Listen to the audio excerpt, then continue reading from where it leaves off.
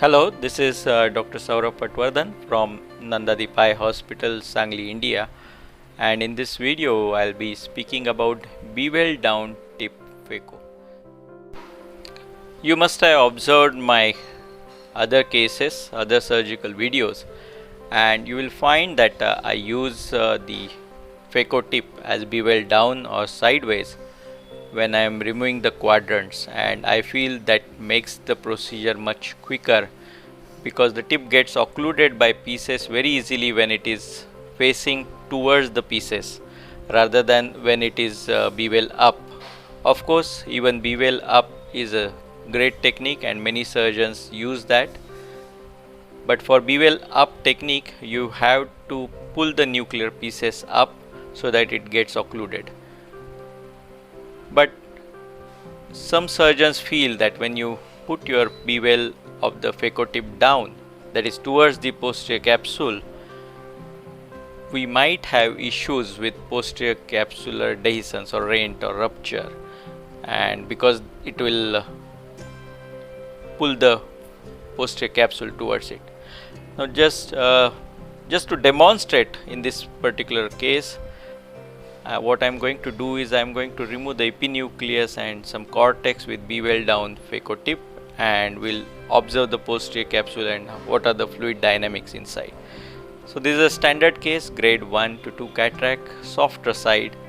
I have done a good capsulorhexis using cystitome, and this is a nice hydrodissection wave there, and you can already feel that the nucleus is easily rotating, and the nucleus rotation helps in other maneuvers as well as cortex removal.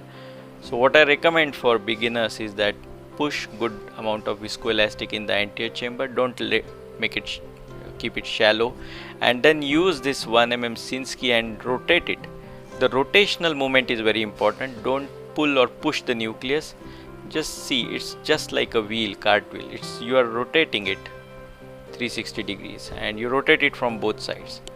So what does this do is that it also loosens some cortex and epinucleus around, so its removal later becomes quite easy. Plan here is to do trench divide or just do some mechanical chops using low vacuum. So you can see the 1 mm of the phaco tip is exposed, so try to keep it 1 mm all the time so it works like a calibration device. You can see I have done a mechanical chop, just piercing the phaco tip, and 1 mm Sinskey is coming from the periphery towards the tip. I am using little bit of phaco and aspiration just to clear off the debris here, but most of the division is being made mechanically by crushing the piece between the 1 mm Sinskey and the phaco. Now watch the bevel down phaco tip. You can see how quickly it starts aspirating and emulsifying the pieces like this. You can see the force, and it makes the quadrant removal very quick. And what you will notice here, that the posterior capsule remains down here and it's not coming up, because it's not about the position of the tip, but it is the fluidics in the anterior chamber which is important. Now here I am just removing the cortex and epinucleus with the down bevel phaco tip, and you can see the posterior capsule is right there, rock solid behind, not coming up. So remember that bevel down is safe technique as PC is maintained by good fluidics, though I do not recommend that you use bevel down technique for cortex removal. It's risky because you may injure the posterior capsule if you are not trained well, so always go for irrigation aspiration. But this was to just demonstrate to you that if you are using bevel down during quadrant removal, it is safe if you are using the right kind of fluidics, and it is not riskier than the bevel up technique.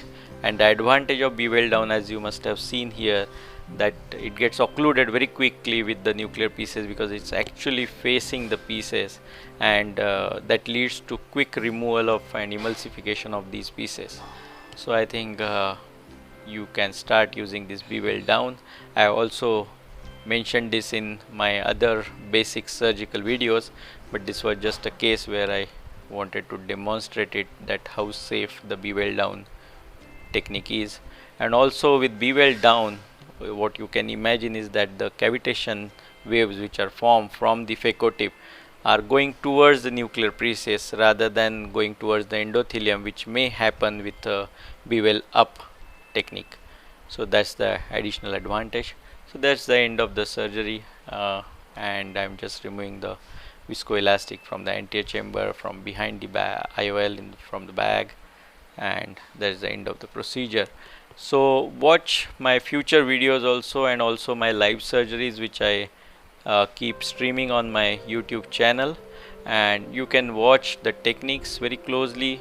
And now you can also keep watch on the tip of the bevel of the phaco tip, whether it is down, sideways or downwards, and how it changes from one step to another and in different grades of cataract. So just keep observing the live surgeries as well. Thank you very much for watching. Subscribe to my channel on the YouTube.